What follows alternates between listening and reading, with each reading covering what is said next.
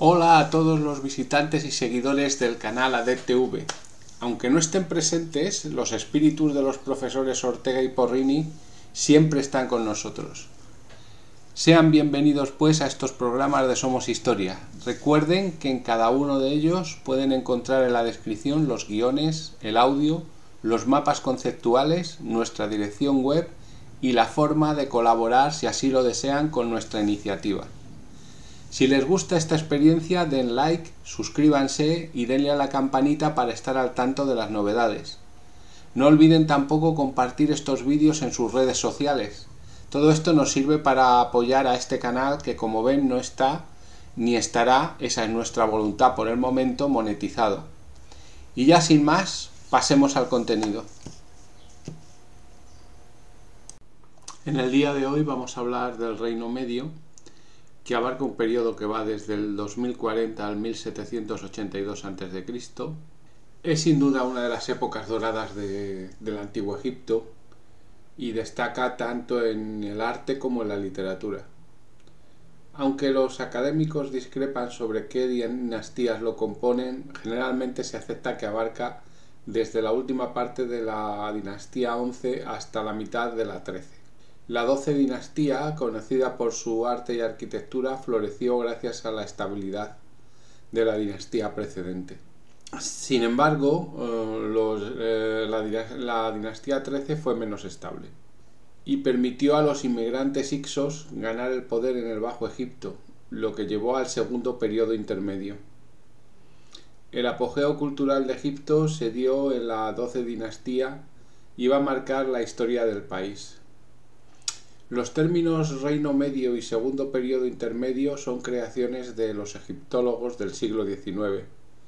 Para simplificar la historia egipcia, ya que los antiguos egipcios no usaban estos nombres. Los reinos representan unificación bajo un gobierno fuerte, mientras que los periodos intermedios indican inestabilidad. Aunque el Reino Medio no tiene un logro central claro, sí que hay una transformación cultural y artística que es muy definitoria de este periodo. En primer lugar, quiero decir que es relativamente sencillo identificar a los reyes o faraones, según se quiera decir, de este periodo. Siempre nos vamos a encontrar con Amenemhat, que son Amenemes, y lo que nosotros conocemos como Sesostris, que son sin duda conocidos en Egipto como Senusret. Y de esta manera si hacemos un viaje a Egipto, no nos vamos a equivocar mucho si identificamos los faraones con cualquiera de estos dos nombres. Amenemes, Sesostris. Nosotros vamos a utilizar a Amenemhat y Senusret. Y ahora vamos a hablar un poquito de la influencia del primer periodo intermedio. El Reino Medio, que viene después del primer periodo intermedio, que estaba caracterizado por una etapa débil del gobierno central y por el dominio de los administradores de regionales, pues que, como vimos en el vídeo anterior, dejó dos reinos, que eran el de Heracleópolis en el Bajo Egipto y Tebas en el Alto Egipto, que surgieron y lucharon por el país. Fue Mentuhotep II el que derrotó a Heracleópolis, convirtiendo a Tebas en la capital de Egipto. Es alabado como un segundo Menes. Si nos acordamos, Menes o Narmer era el primer rey que va a unir el país. A pesar de que los gobernantes del Reino Medio intentaron imitar al antiguo reino, ya la estructura política y social era distinta. El primer periodo intermedio había traído riqueza e independencia a los nomos, a los distritos de Egipto, y estos cambios persistieron tras la reunificación de Mentuhotep II. Aunque el rey gobernaba todo Egipto, los funcionarios subordinados actuaban como pequeños reyes y había mayor movilidad social, lo cual también es un indicador de progreso. Estos cambios se van a reflejar en el arte y la literatura de la dinastía 12, que se conoce como la Edad Clásica. La influencia de diferentes distritos se ve en la arquitectura, en los escritos, las inscripciones, las pinturas y las tumbas, y muestra una mayor fluidez en la expresión artística. Las obras del Reino Antiguo eran uniformes, planas, mientras que las del Reino Medio eran más variadas. Y esto solo se produce gracias al primer periodo intermedio, que como dijimos, no se puede calificar de una época de caos, sino de una época social diferente. Vamos a hablar ahora del ascenso de Tebas durante este primer periodo intermedio como precedente para lo que va a ser el Reino Medio. Tras el colapso del Reino Antiguo, pues ya vimos que el poder del faraón se había debilitado, el de los gobernadores había aumentado, y esto se debía a que también se habían gastado una cantidad de recursos ingentes en los monumentos enormes como las pirámides de Giza. Ahora disfrutamos como turistas de ellas, pero causaron cierto quebranto a la economía. Ya los reyes de la dinastía 4, como Sneferus, tuvieron que desviar recursos con mucha penuria para estas construcciones. Además, el mantenimiento de estos monumentos, quiero hacer un paralelismo con las catedrales, era muy costoso, lo que llevó a un aumento paradójico de la riqueza y del poder de los sacerdotes en detrimento del rey. Durante el primer periodo intermedio, los nomarcas, los gobernantes de los nobos, se convirtieron pues casi en reyes de sus regiones. Aplican leyes, recaudan impuestos y no consultan en nada a los reyes centrales en Memphis.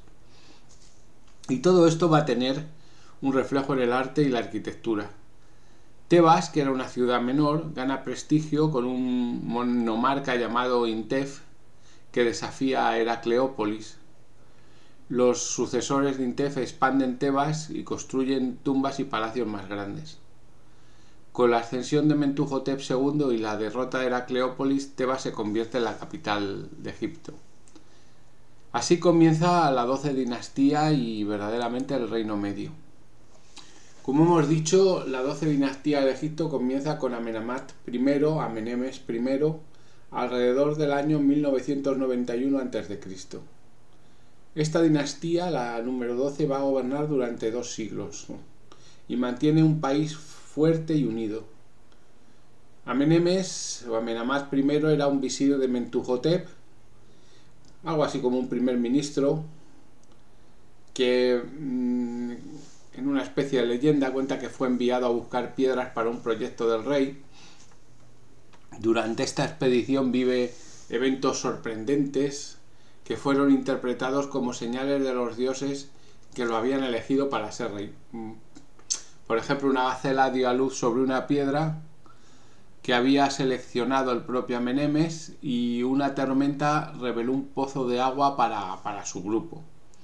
Bueno, ya hemos visto que Sargón, Moisés y otros reyes anteriores pues también tienen este tipo de leyendas que son muy comunes en la antigüedad.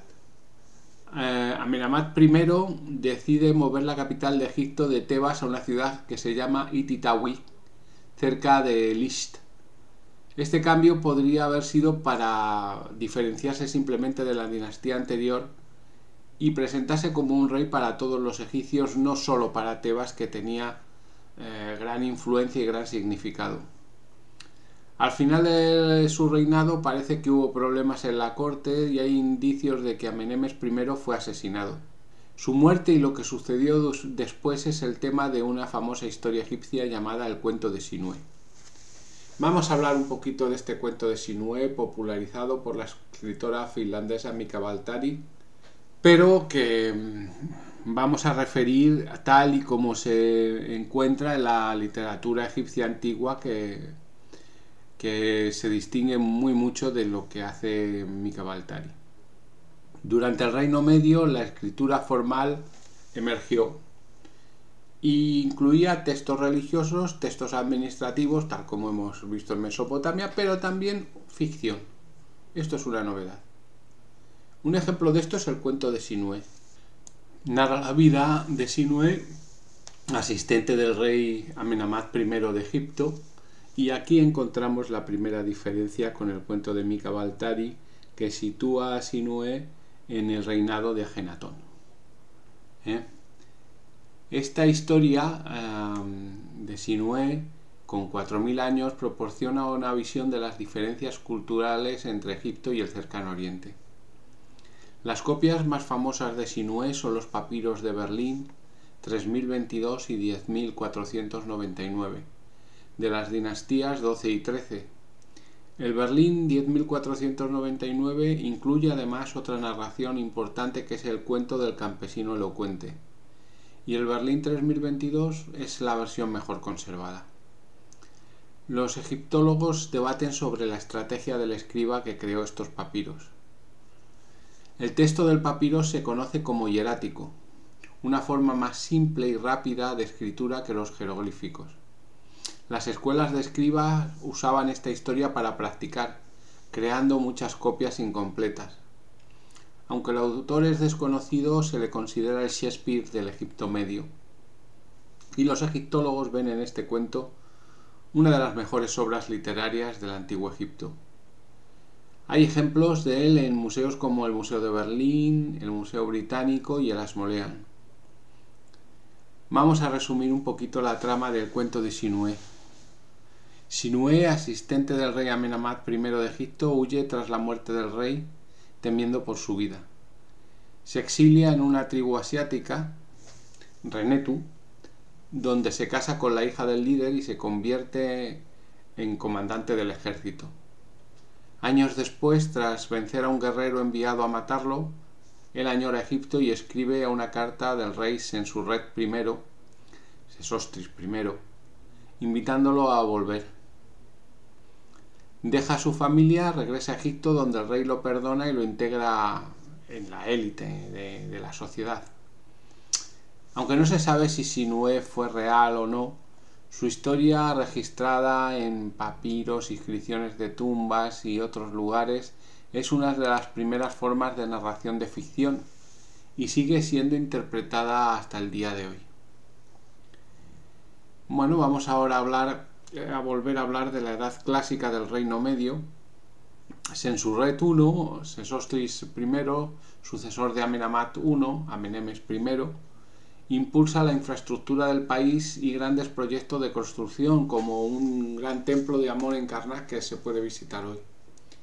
Siguiendo la política de Amenemhat I de otorgar poder solo a la gente de mayor confianza, limita la influencia de los nomarcas y de los sacerdotes locales. Hace una cosa muy importante para Egipto, que es la creación de un primer ejército permanente, que antes estaba formado por reclutas que mandaban los nomarcas y que ahora está bajo el control real directo. Esto va a fortalecer el trono y estabilizó el gobierno central. Si controlas las armas, es muy difícil que nadie se levante contra ti. La eficiente burocracia de la 12 dinastía mantuvo la riqueza del rey, permitiendo el crecimiento de los distritos sin que se volvieran demasiado poderosos.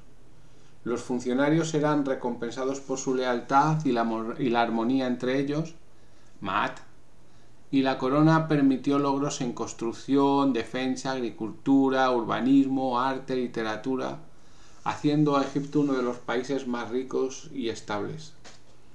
Los reyes de la 12 dinastía, esta gran dinastía, invadieron Siria y Palestina, establecieron puertos fortificados y enviaron expediciones al Mar Rojo. Iniciaron también grandes proyectos de irrigación, lo que significaba el progreso de la agricultura y comercio, y revitalizaron con esto la vida egipcia. Sensurret I, Sesostris I, drenó el lago del Fayum, liberando agua y tierra fértil para la agricultura. Cuando lo drena, los lodos se utilizan como fertilizantes. construye un templo llamado la Capilla Blanca, importante para arqueólogos y eruditos. Esta capilla fue restaurada entre 1927 y 1930 después de Cristo. Aunque la capital se trasladó de Tebas, la construcción de templos continuó allí, especialmente en Karnak, una zona muy turística y que está en todos los viajes de Egipto. Hablamos ahora un poco del arte en el Reino Medio. Durante el Reino Medio, la expresión artística se diversificó y empezó a abordar temas que iban más allá de la gloria del rey o de los dioses. Aparece una literatura que explora la vida cotidiana, la experiencia humana. Hay obras como la balada del arpista, el cuento de Sinué y otras que son de temática absolutamente profana. La pintura y la escultura también reflejan la vida diaria, con imágenes de paisajes y de actividades comunes. Las estatuas se vuelven más realistas gracias a nuevas técnicas y la construcción de templos busca algo muy importante en arquitectura, que es una integración perfecta con el paisaje. Siguiendo el ejemplo del complejo mortuorio de Mentuhotep II en Tebas. Esta tendencia fue promovida por los reyes de la XII dinastía, marcando una de las épocas más grandiosas de Egipto. Hablemos ahora del rey y los nomarcas. Amenemhat II sucedió a Senusret I. Posiblemente habrían gobernado un tiempo juntos. En el Reino Medio, la corregencia de un sucesor, usualmente un hijo, era frecuente y se utilizaba para aprender y asegurar una transición suave y sin sobresaltos. Y aunque hay cierto debate sobre si esto se practicaba de forma general, en el caso de Amenemhat II, de Amenemes II y Sesostris II o Senusret II es totalmente indudable. Del reinado de Amenemhat II se sabe poco, pero Senusret II mantuvo buenas relaciones con los nomarcas regionales y propició la prosperidad en el país. Los funcionarios locales prosperaron sin causar problemas a la corona y los reyes de la XII dinastía en Ititawi eran poderosos, pero no los únicos ricos y no los únicos en alta posición social. Las élites se hacen enterrar en tumbas muy notables y los funcionarios también. Bueno, Senusret III y la Edad de Oro de Egipto. Senusret III, sucesor de Senusret II, fue un rey poderoso y próspero que fue deificado en vida. Es considerado la base para la leyenda griega de Sesostris, el faraón que conquistó el mundo conocido. Durante su reinado expandió militarmente Egipto hacia Nubia y aumentó la riqueza y el poder del país. Hay una cosa muy curiosa en este periodo, es que el título de nomarca desaparece y se ponen funcionarios de la corona que absorben el puesto. Sin embargo, las familias nobles que fueron nomarcas mantienen su estatus en otras funciones.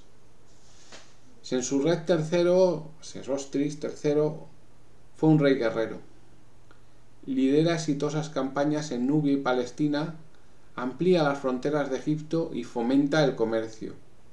También dirige una expedición a Palestina e incrementa las relaciones comerciales con esa región, es decir, va a ir hacia Canaán y va a dejar su huella allí. A pesar de la prosperidad del Reino Medio, se evidencia cierta incertidumbre en la literatura y en las inscripciones del periodo. La balada del arpista, que hemos mencionado anteriormente, por ejemplo, cuestiona la existencia de una vida futura y fomenta una visión más terrenal, más existencial.